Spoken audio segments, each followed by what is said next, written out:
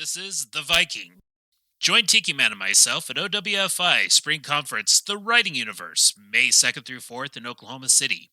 We will present podcasting and blogging at the Embassy Suites by the Will Rogers Airport. I will also be part of a forum called Dining with Death, a true crime, mystery, and supernatural luncheon experience. That's the OWFI, The Writing Universe, May 2nd through 4th in Oklahoma City. We hope to see you there. Hi, this is H.B. Burlow, co-host of Tiki Man of the Viking podcast. Just letting you know about my new book, The Day of Calamity, Volume 1 of the Wichita Chronicles, a new historical crime fiction series that takes place in Wichita starting in 1946. It's available currently on Amazon.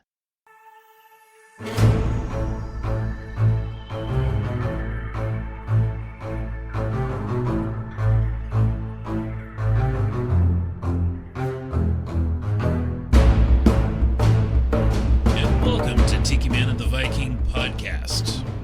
And he is Tiki Man.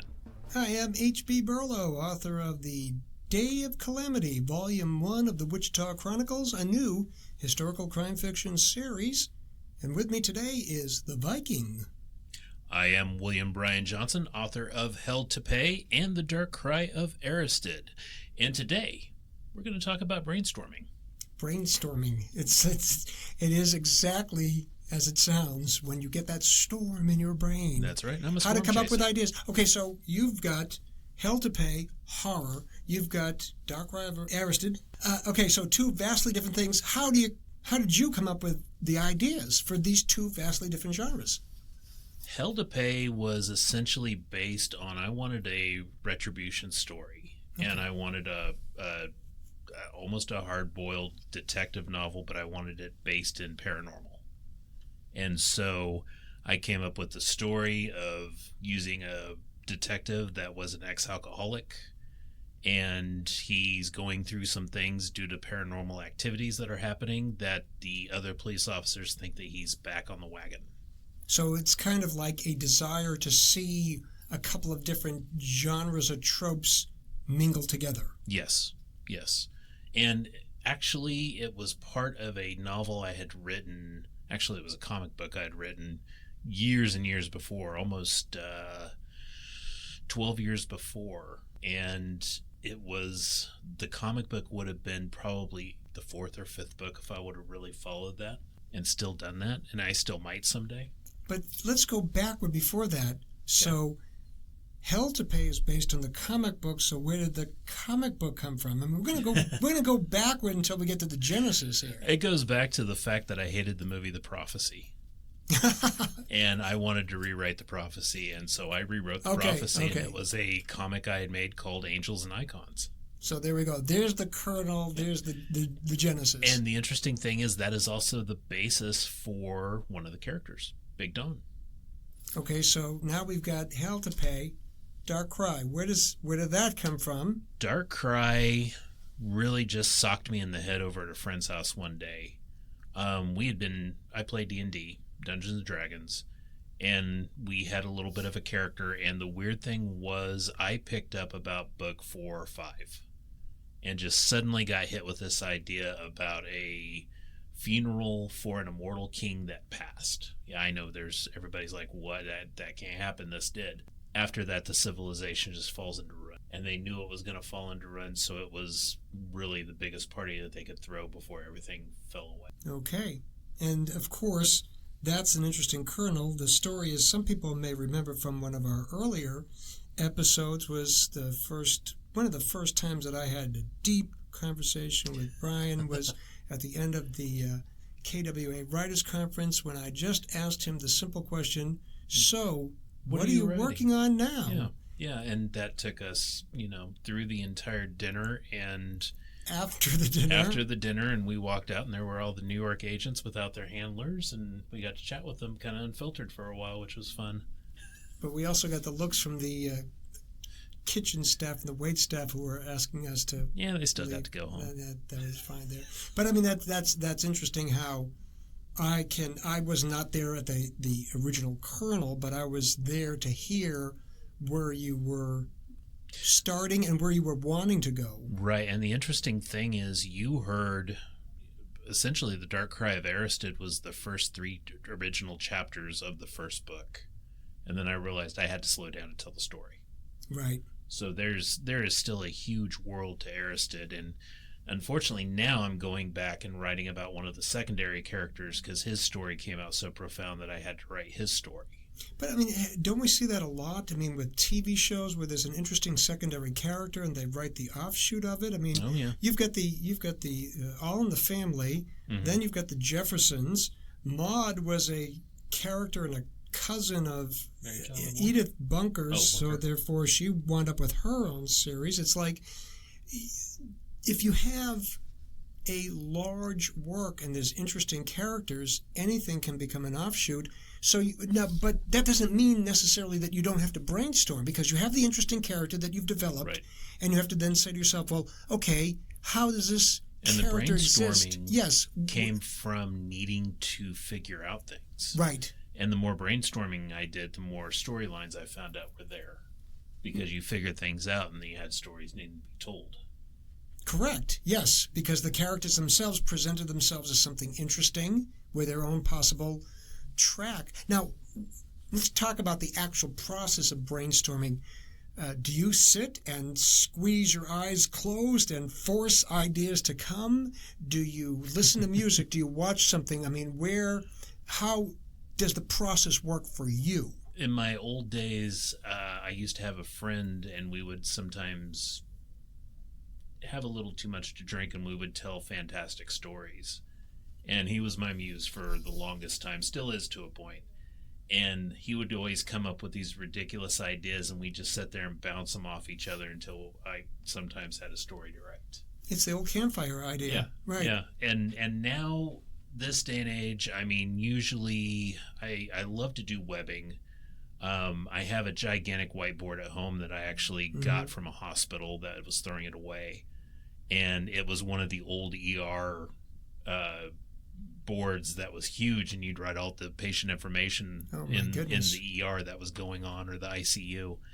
And I actually use that quite a bit to plot out. Usually I'll write characters and do some webbing between it and make some character designs, or I'll start writing plot notes and plot ideas. Right now I actually have the starting line for book 3 for Aristid. Wow. And it's one of those things, it's in my bedroom. The minute I wake up and that's still fresh in my mind, I'm bleary-eyed, grabbing my glasses, fumbling over to the board, trying to write in the dark. Best way to do it. Because a lot of stuff, I mean, if I go to sleep on it, sometimes I wake up and it's like, there it is. You know, it's funny you talk about the whiteboard. I don't have a whiteboard, but what I did a couple of years ago was I got these 2 wooden boards that, you know, you hang up to put things on. It was from some Hobby Lobby or Michael's or one of those type of stores. And what I would do is print up photos. And, of course, since I write historical, I'm always printing up these old photos of Wichita streets, homes, or something. And I would tack them into these boards, 2 of them on either left side and right side of the desk. And just, if I needed something, I would look up and I would see the photos. Now, that's not the brainstorming so much as it is the reminder. Right. So your whiteboard is not just your brainstorming, but it's also your reminder? Yes, and actually there's times when I was writing Middle-Aged Man with a Trash Can, I wrote that in record time. I ended up writing character descriptions and also had notes about when certain things happen, this is what we were seeing. Just so I would make sure and keep that static throughout the book. Very good. Very good indeed. Now, is there anything that you watch, TV or movies, is there any music that you listen to that goes along with the brainstorming process? I love listening to progressive heavy metal and music like Pink Floyd, progressive music. Okay. When I write, mainly because the singer usually isn't at the forefront. He's kind of like an instrument. And so he's not as detectable. Okay. And my mind, I'm very midbrained. I have an extremely logical side and an extremely creative side. There are times when one is super engaged, I need something for the other one to do. When I was in college taking chemistry, I had to take creative writing classes or I'd go insane. When I'm doing a lot of writing, I need to listen to music to keep the logical side kind of there and taken care of. That's very interesting. That's very interesting indeed. See, I know a lot of people who do the music. I don't do music during, but I do listen to a lot of music before or after.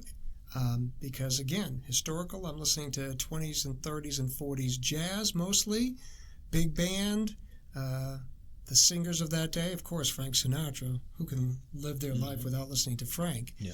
But I don't listen during the writing process, and I'm fortunate that in my new home, my basement office is without windows and completely removed from the rest of the house. If I ever get a wet bar down there, I don't think my wife will ever see me again.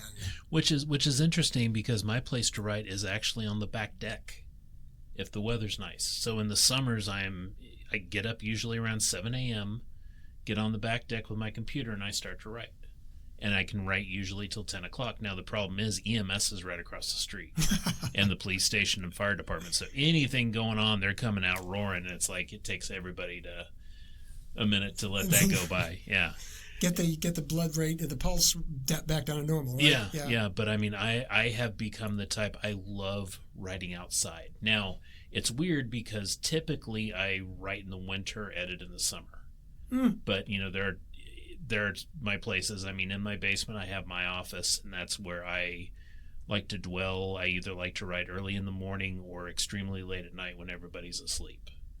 And that's kind of my time to just kind of let the brain play, and I can write. And what's interesting is that over the several weeks that we've been doing this, and we've talked in the past about, regardless of the fact that we write different genres, we both have the same attitude regarding creating, et cetera, et cetera.